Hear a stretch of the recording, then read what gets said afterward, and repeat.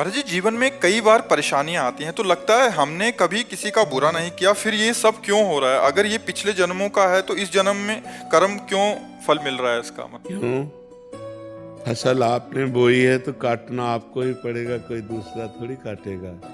आज कत्ल करता है, 10 साल मुकदमा चलता है, 20 साल की सजा होती है। कानून व्यवस्था है।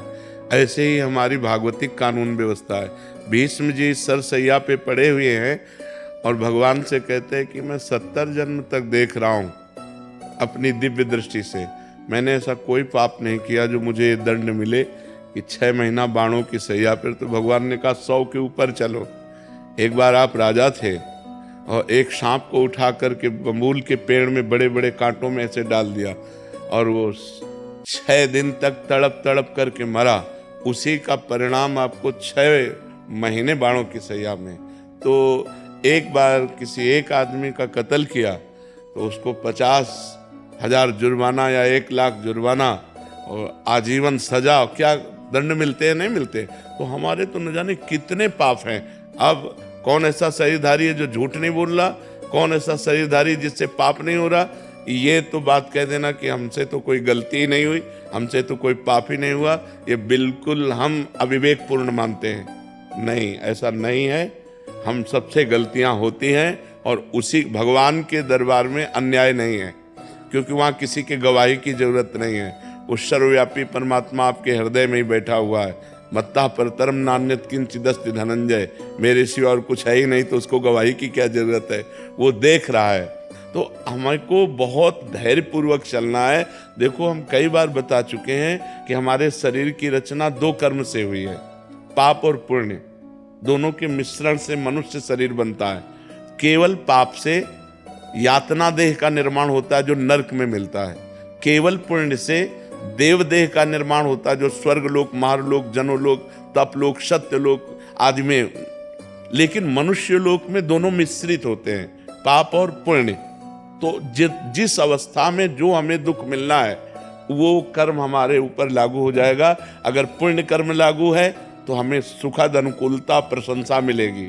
अगर पाप कर्म लागू है तो दुख, प्रतिकूलता, निंदा मिलेगी। वो हमारी वैसी बुद्धि हो जाएगी, जैसी हो भवतव्यता तैसी बने सहाय, आप ना आवे ताहि पे ताहि तहाँ ले जाए। अचानक आपसे ऐसी क्रिया बन जाएगी कि आपकी निंदा होगी, आपकी अवहेलना होगी। अचानक आपसे ऐसी क्रिया बन गई, दांव लग गया कि आपकी प्रशंसा होगी, आपकी जय जय हो जाएगी। वो पूर्व कर्मों का विधान चल रहा है। तो फिर मनुष्य जन्म में महानता क्या है? अब नवीन हमसे पाप न होने पावे। अब नवीन कर्म हम ऐसे ऐसे समझ समझ के करें कि हमारी आगे की जो जन्म हो या आगे जो हमें मिले वो बहुत अच्छा ही हो। पाप कर्म नहीं होने चाहिए। अब हमसे गलती नहीं होनी चाहिए। अब लो नशानी अब ना सही हो। तो ये पक्की बात समझ लीजिए कि अपने कर्म को ही भोगना पड़ रहा है। इसमें बिल्कुल संशय न कीजिए कि मैंने तो पाप नहीं किया। किसने प्रश्न किया था? ईमानदारी से देखो सखी, वृंदावन में बैठी हो, ईमानदारी से जब से तुम्हें याद है तब से अब तक देखो, केवल इसी जन्म में क्या आपसे पाप नहीं हुई? क्या आपसे गलती नहीं हुई? आप विचार करके देखिए, हमसे पूर्व जन्म में कितनी गलतियां हो गई हैं। इतनी गलतियां हो गई कि भगवान ने कृपा करके मुझे मनुष्य शरीर दिया है। मेरे कर्म से मनुष्य शरीर नहीं मिला। कबहू का करी करुणा नर देहि, देत ईश बिन हेतु सनेहि। अब भी भगवान की कृपा देखो कि आप साधु समागम में बैठी हो, आप वृंदावन आई हो, संत समाज में बैठी हो। अब मोहि भाव भरोस हनुमंता, बिनु हरि कृपा मिले नहीं संता। तो भगवान तो आपको दुलार ही कर रहे हैं, भगवान तो आपको कृपा ही कर रहे हैं। पर अब हमने गलती की है तो वो भोग तो हमें भोगने पड़ेगा। महाराज जी, इस जन्म का कब भोगना पड़ेगा? अगला। जब अभी जो वर्तमान में गलतियां। अगला। और ऐसा भी हो सकता है कि इसी जन्म में भी उसका दंड मिल जाए। भयानक अपराध, भयानक अपराध, जैसे आप संत द्रोह कर दो, संत निंदा कर दो, किसी संत को मार पीट दो, फिर आपको भयंकर आपको कष्ट। साधु अवज्ञा तुरंत भवानी, भक्तन निंदा अति बुरी भूल करे, जिनको के सुकृत बहुजन्म के छिन्न मिटाए को। तुरंत अकाल मृत्यु का विधान बन जाएगा, तुरंत अकाल मृत्यु का विधान बन जाएगा, तुरंत भयंकर कष्ट देने वाला योग लग जाएगा। और ये भागवतिक विधान है। भागवतिक विधान है। 2 मिनट में किसी को मार दिया, इसके बाद आजीवन कारागार, और उसको ऊपर से बोले 1 लाख रुपया जुर्माना। तो ये जो हम भोगने आते हैं मृत्यु लोक में, जुर्माना भोगने आते हैं, मूल सजा तो नरक में मिलती है, ये जुर्माना यहाँ होता है, उसको भोगना होता है। तो जो हमें भोगने को मिला उसे मिल, आगे हम कोई पाप कर्म नहीं करेंगे, आगे हम अच्छा भजन करेंगे तो हमें अच्छा मिलेगा। जी लोग कहते हैं नरक तो किसने देखा है?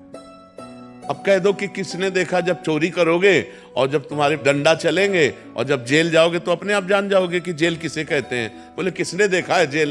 तो तस्मात् शास्त्रम प्रमाणम ते कार्य कार्यो व्यवस्थित हो। शास्त्र जो कह रहे हैं वो सत्य है, वो असत्य नहीं है। अब हमें बहुत छोटे हैं, कूप मंडूक हैं, जैसे कुआं का मेढक है ना, एक समुद्र का मेढक गया तो कुआं के मेढक ने कहा कहां से आए? बोले समुद्र से। बोले तुम्हारा समुद्र कितना बड़ा है?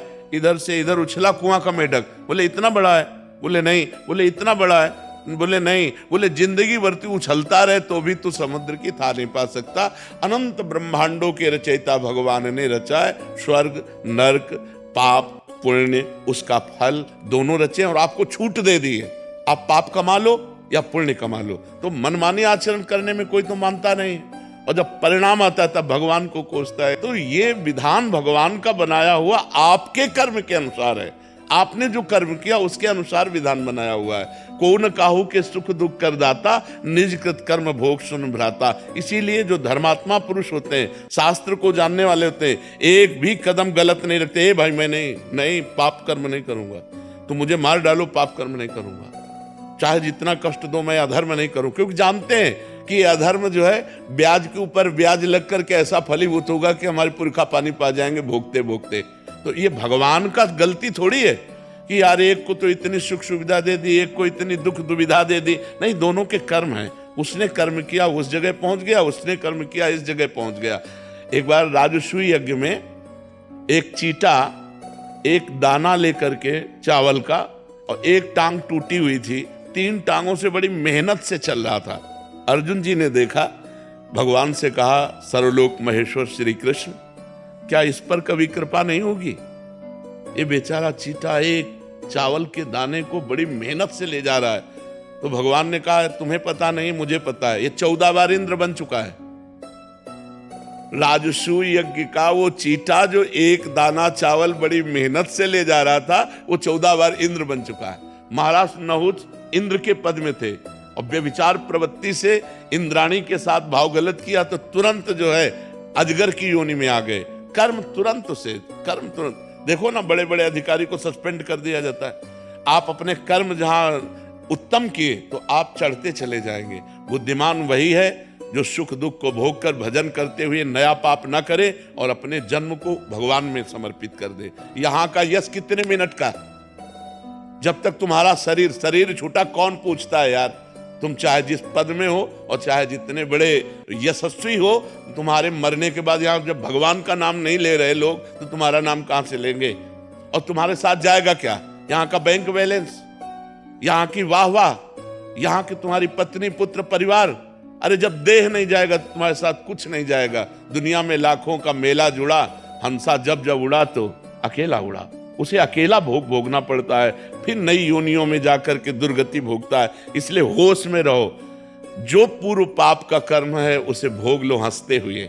आगे कोई पाप मत करो, नाम जप करो और अच्छे आचरण करते हुए विजय को प्राप्त हो। परमात्मा ने तुम्हें खेती दे दी और बीज दे दिया, अब बोते क्या हो ये तुम्हें देखना है।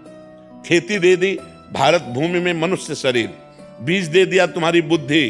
पाप कर्म बोते हो या पुण्य कर्म बोते हो? अब बम्बुल बोओगे, दाग छुआरा खाना चाहोगे तो बेवकूफी होगी। गन्ना बोओगे तो गन्ना मिलेगा, बम्बुल बोओगे तो बम्बुल मिलेगा। अवश्य में भोक्तव्यम कृतम कर्म शुभाशुभम। या मनमानी आचरण करते हैं, इसके बाद भगवान को दोष देते हैं। नहीं भाई, बहुत संभल करके करो, फिर देखो आपको आनंद आता है कि नहीं। हम अंदर की तुम्हें बात कहते हैं, यदि तुमसे पाप कर्म ना हो तो आप देखो आप सुख में ही डूबते चले जाओगे। लेकिन मनमानी आचरण करते हो, पाप करते हो, जब उसका दंड आता तो भगवान को कोसते हो। भगवान एक सर्व समर्थ पिता है जो तुम्हें दे दिया, अब तुम उसका वर्ताव क्या करते हो अपनी श्वासों का, अपनी बुद्धि का, ये तुम देखो। अपनी श्वासें और बुद्धि गंदे कामों में लगाओगे, बोले सफाया करवा दिया, गर्भ गिरा दिया। अरे इतनी हमारे वैज्ञानिकों ने व्यवस्थाएं रखी है कि आप वहां तक पहुंचो ही मती। जब गर्भ आ गया है तो उसको नष्ट करो ही मती। वो भगवान का जीव अंश है। अब आप उसकी हत्या करोगे, उसका दंड मिलेगा कि नहीं मिलेगा? और जब दंड मिलेगा बोले हमने तो कोई पाप किया नहीं। पराये पुरुष से व्यभिचार करोगे, हमने कोई पाप नहीं किया। पराई स्त्री से व्यभिचार करोगे, हमने कोई, हमारा शास्त्र कह रहा है ये व्यभिचार है, ये पाप है।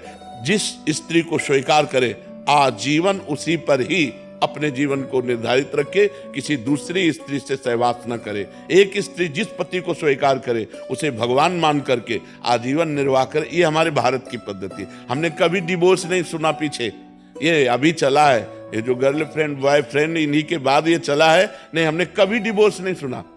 हम अपने बचपन में कभी ये नहीं सुना कि उनकी पत्नी ने उनको डिवोर्स दे दिया या उनके पति ने, कभी नहीं। आजीवन संबंध निर्वाह करना ये हमारे भारत की पद्धति है। भारत है, विदेश नहीं है कि आज इसके संग कल उसके संग, ये नहीं।